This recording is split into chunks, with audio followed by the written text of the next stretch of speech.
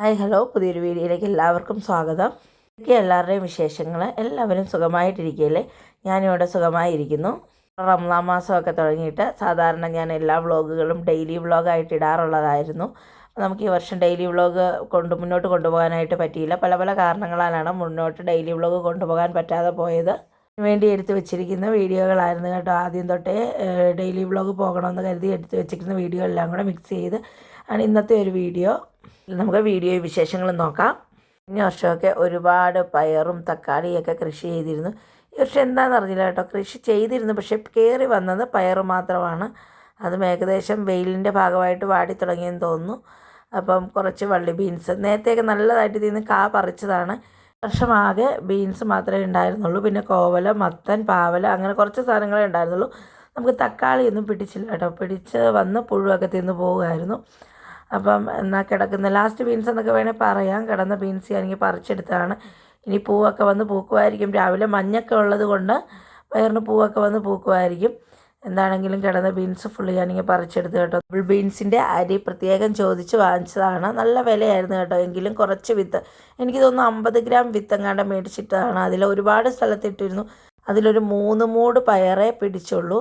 ഇവിടെ 2 മൂടും ഫ്രണ്ട് വശത്തായിട്ട് ഒരു മൂടും കൂടെ പിടിച്ചു. അപ്പം നമുക്ക് ഒരു തോരനുള്ളത് ഈ 3 മൂടിൽ നിന്നും കിട്ടും കേട്ടോ. അപ്പം ബാക്കിയൊക്കെ പിടിച്ചിരുന്നെങ്കിൽ നല്ലതുപോലെ കിട്ടിയേനെ. എന്തോ പിടിച്ചില്ല. ഈ പ്രാവശ്യം പച്ചക്കറി ഇട്ടിട്ട് പച്ചക്കറി ഒന്നും ശരിക്കും പിടിക്കുന്നേ ഇല്ലായിരുന്നു. അതുപോലെ മത്ത ആണെങ്കിലും നല്ലതുപോലെ കായ്ച്ച് എലി മുഴുവൻ തിന്ന് കളഞ്ഞു മത്തങ്ങ. അങ്ങനെയൊക്കെ ഓരോരോ കംപ്ലൈൻ്റ് ആയിരുന്നു കേട്ടോ. ആ മത്തയുടെ ഇടയ്ക്ക് നമുക്കൊരു പച്ചമുളക് കൂടിയുണ്ട്. അപ്പോൾ പച്ചമുളക് ചുറ്റി മത്ത കയറിയേക്കാണ്. അപ്പോൾ മത്ത കുറച്ച് വെട്ടി മാറ്റണമെന്ന് വിചാരിച്ചിരിക്കുകയാണ്. എലി മത്തങ്ങ മുഴുവൻ തിന്നുന്ന ശല്യം ആയതുകൊണ്ടാണ് വെട്ടി മാറ്റുന്നത്. ഇനി കുറച്ച് ഏലത്തിന് ചപ്പ് കൂട്ടി കൊടുക്കാറുണ്ടെന്ന് ഞാൻ പറഞ്ഞില്ലേ, താമസിച്ച് പോയി. എങ്കിലും ഉള്ള ചപ്പ് നമ്മൾ വിറകൊക്കെ വെട്ടി വേലിയരികിലേക്ക് കയറ്റി വെച്ചിരുന്നു. ഈ ഇല ഇങ്ങനെ എടുക്കാൻ വേണ്ടിയാണ് വേലിയരികിലേക്ക് കയറ്റി വെച്ചത്. ആ ഇല ഏലത്തിന് ചുറ്റും ഇട്ട് കൊടുക്കുകയാണ് കേട്ടോ. സമയം കിട്ടുന്നതനുസരിച്ചാണ് ഇട്ട് കൊടുക്കുന്നത്. നമുക്ക് നോമ്പിൻ്റെ കുറച്ച് പണികൾ മുന്നോട്ട് പോകാനുണ്ട്. ഒരു അടുക്കിപ്പറക്കും കാര്യങ്ങളും ഒക്കെ ആയിട്ട്. അപ്പം നാളെ നോമ്പ് തുടങ്ങും. അതിന് തൊട്ട് മുമ്പുള്ള വീഡിയോ ആണ് കേട്ടോ. വീഡിയോ ഞാൻ എഡിറ്റ് ചെയ്യുമ്പോൾ നോമ്പ് 8ാമത്തെയാണ്. അപ്പം ഇനി അപ്ലോഡ് ചെയ്ത് വരുമ്പം എത്ര നോമ്പാകുമെന്ന് തന്നെ അറിയില്ല. നോമ്പിൻ്റെ വിശേഷങ്ങളും വീഡിയോയൊക്കെ കാണാതെ കൂട്ടുകാരൊക്കെ അന്വേഷിക്കുന്നുണ്ട്. മറ്റൊന്നും കൊണ്ടല്ല, നമുക്ക് നെറ്റ്വർക്കിൻ്റെ നല്ല ബുദ്ധിമുട്ടുണ്ട്. നെറ്റ് കണക്ഷൻ എടുക്കാൻ നോക്കിയിട്ടും അതും ശരിയായില്ല. അതൊക്കെ കൊണ്ടാണ് നമുക്ക് വീഡിയോ താമസിക്കുന്നത്. നമ്മൾ വീഡിയോ എടുത്ത് എഡിറ്റ് ചെയ്ത് വരുമ്പോൾ താമസം വരുന്നു. അതിൻ്റെ കൂടെ നെറ്റ് കൂടി ഇല്ലാതെ വരുമ്പോഴത്തേന് വൈഫൈ ഉള്ള എവിടെയെങ്കിലും പോയി വേണം നെറ്റ് ഒന്ന് റെഡിയാക്കി എടുക്കാനായിട്ട്. അതുകൊണ്ട് വീഡിയോ അപ്ലോഡ് ചെയ്യാനായിട്ട് താമസം വരുന്നത്. അതുകൊണ്ട് തന്നെയാണ് നമ്മുടെ ഡെയിലി വ്ളോഗായിട്ട് നോമ്പിൻ്റെ വിശേഷങ്ങൾ പോകാത്തതും. നല്ല ബുദ്ധിമുട്ടാണ് കേട്ടോ. അങ്ങോട്ടും ഇങ്ങോട്ടുള്ള ഓടി നടപ്പും അതിൻ്റെ കൂടെ കേക്കിൻ്റെ വർക്കും ഏലത്തിൻ്റെ വെള്ളം നനയ്ക്കലും എല്ലാം കൂടെ ആകുമ്പോൾ ഞാൻ പെട്ട്. അതുകൊണ്ട് കൂട്ടുകാരൊക്കെ ഒന്ന് ക്ഷമിച്ച് സഹകരിച്ച് മുന്നോട്ട് പോവുക. പറ്റുന്നത് പോലൊക്കെ ഞാൻ വീഡിയോ ഇട്ട് മുന്നോട്ട് വരുന്നതായിരിക്കും. അപ്പോൾ ഇങ്ങനെയാണ് കേട്ടോ വേനലിൻ്റെയൊക്കെ സമയത്ത് ഏലത്തിന് പൊതയിട്ട് കൊടുക്കുക എന്ന് പറയുന്നത്.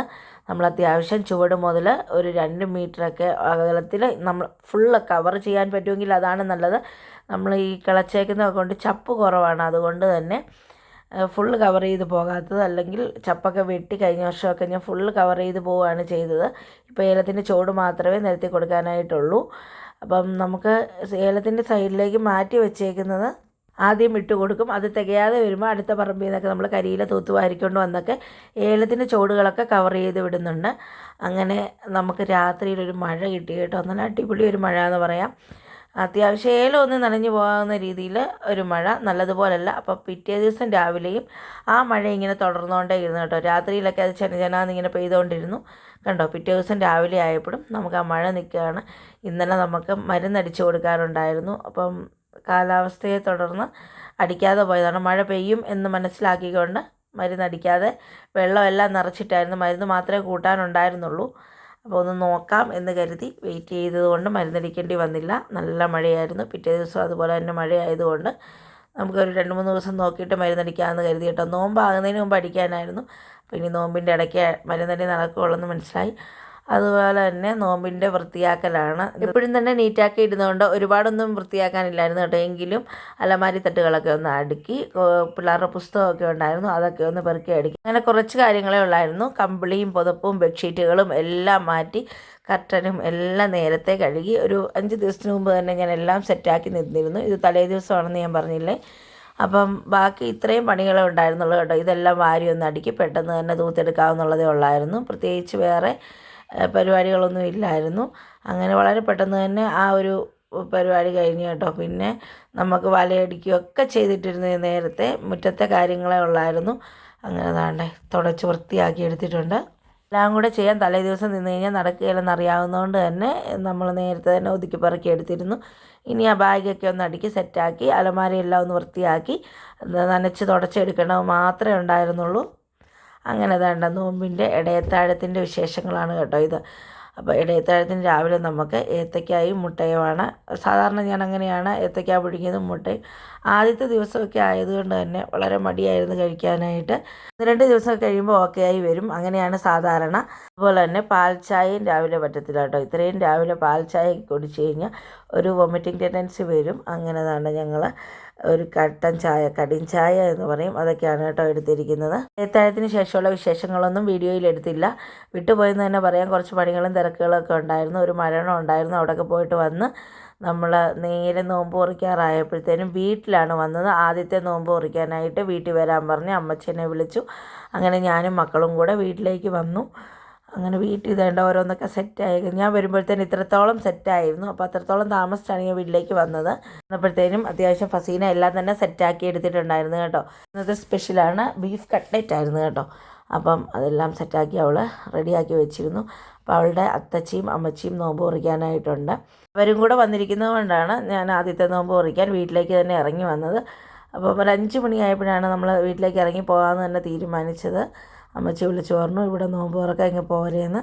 അങ്ങനെ ഇതെല്ലാം കഴിഞ്ഞ് നമസ്കാരം എല്ലാം കഴിഞ്ഞ് തിരിച്ചു വന്ന് നല്ല കപ്പ ബിരിയാണി കഞ്ഞിയുണ്ട്. പള്ളിയിൽ നിന്ന് കൊണ്ടുവന്നതാണ് കപ്പ ബിരിയാണിയും കഞ്ഞിയും. അതുപോലെ പത്തിരിയും. നോമ്പായാൽ നമുക്ക് പത്തിരി ഇഷ്ടം പോലെ വാങ്ങിക്കാൻ കിട്ടും കേട്ടോ. അതുകൊണ്ട് നമ്മൾ പത്തിരി വാങ്ങിച്ചാണ്.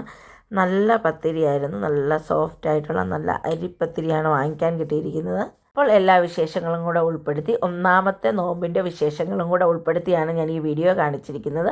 വീഡിയോ നിങ്ങൾക്ക് ഇഷ്ടപ്പെട്ട് കഴിഞ്ഞാൽ ലൈക്ക് ചെയ്യാനും ഷെയർ ചെയ്യാനും കമൻറ്റ് ചെയ്യാനും ഒന്നും മറക്കരുത്. കൂടുതൽ വിശേഷങ്ങളൊക്കെ ഉൾപ്പെടുത്തി റമദാൻ നോമ്പിൻ്റെ വിശേഷങ്ങളുമായിട്ട് മറ്റൊരു വീഡിയോയിൽ കാണും വരെ ബൈ ബൈ.